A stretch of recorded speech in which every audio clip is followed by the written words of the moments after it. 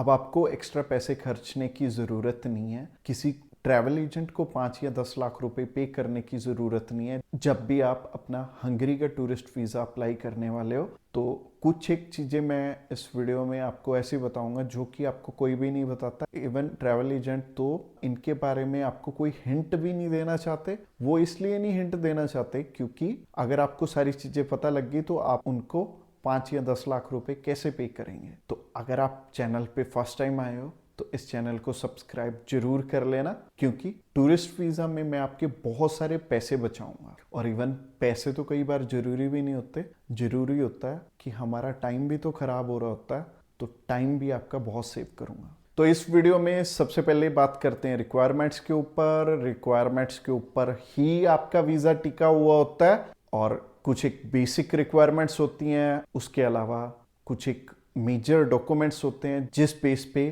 कि आपको जज किया जाता है, और कुछ एक एम्बेसी की रिक्वायरमेंट्स हैं वो फुलफिल करनी पड़ती हैं। और बेसिक डॉक्यूमेंट्स से स्टार्ट करते हैं। बेसिक डॉक्यूमेंट है आपका पासपोर्ट। पासपोर्ट में वैलिडिटी होनी चाहिए कम से कम 6 महीने की, अदरवाइज आप अपनी अपॉइंटमेंट ही नहीं कर पाएंगे। और पासपोर्ट साइज फोटोग्राफ चाहिए होंगी आपको 2 35 बाई 45 साइज की। और अगर आप मैरिड हैं तो मैरिज सर्टिफिकेट चाहिए होगा, और अगर आपके बच्चे भी हैं तो उनका बर्थ सर्टिफिकेट चाहिए होगा। इसके अलावा जो चीज़ें आपको छुपाई जाती हैं, अब वो मैं 3 मेजर डॉक्यूमेंट्स के साथ मैं आपको बताऊंगा।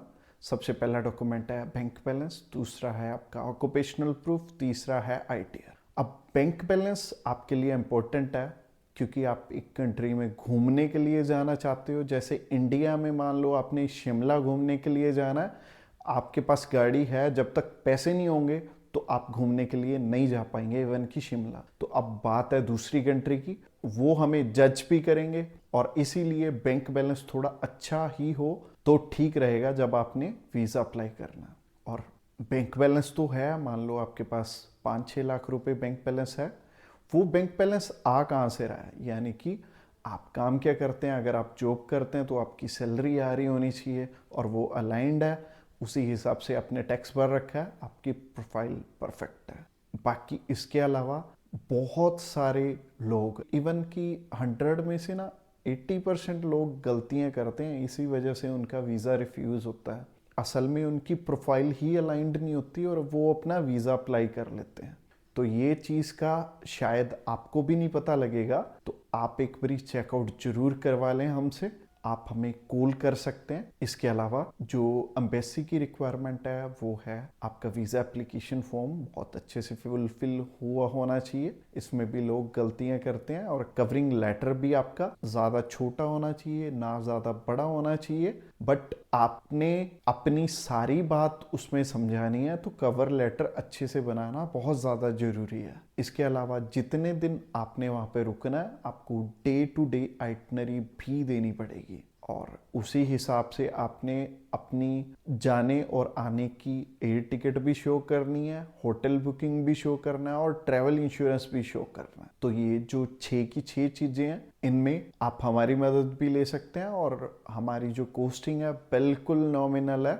पूरी मार्केट में इतना कम प्राइस आपको नहीं मिलेगा, बट कम प्राइस की बात नहीं है, हम आपको गाइड भी अच्छे से करेंगे आपके मेजर 3 डॉक्यूमेंट्स में।